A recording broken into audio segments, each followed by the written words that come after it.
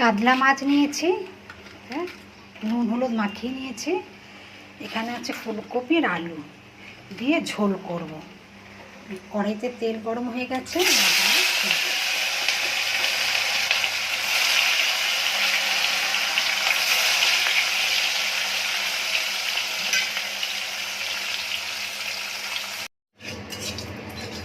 কড়াইতে তেল দিয়েছি, তেজপাতা দিয়েছি, জিরে ফোড়ন দিয়েছি। আর এখানে মশলা করেছি আদা, জিরে, ধনে, সর্ষে, হলুদ, লঙ্কা সব একসঙ্গে বেটে নিয়েছি। কাঁচা লঙ্কা, টমেটো দিয়ে দিই।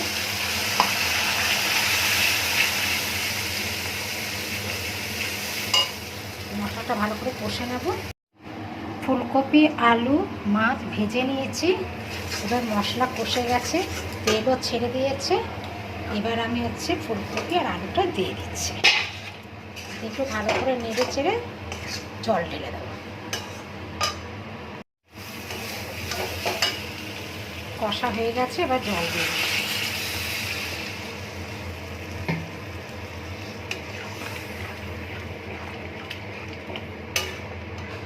এবার ঢাকা দিয়ে দিচ্ছি, ফুটে গেলে মাছ দিয়ে দেবো। আলু ফুলকপি সিদ্ধ হয়ে এসেছে, এবার মাছগুলো দিয়ে দিচ্ছি।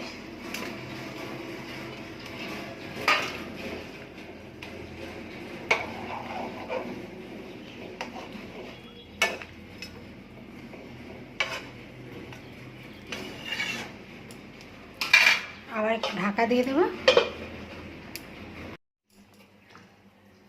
মাছের ঝোল হয়ে গেছে, এবার ধনে পাতা ছড়িয়ে দিয়ে গ্যাসটা বন্ধ করে দেব।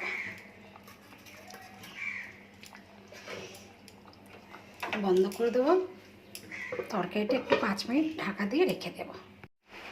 ফুলকপি, আলু, কাতলা মাছ দিয়ে ঝোল করা হয়ে গেছে।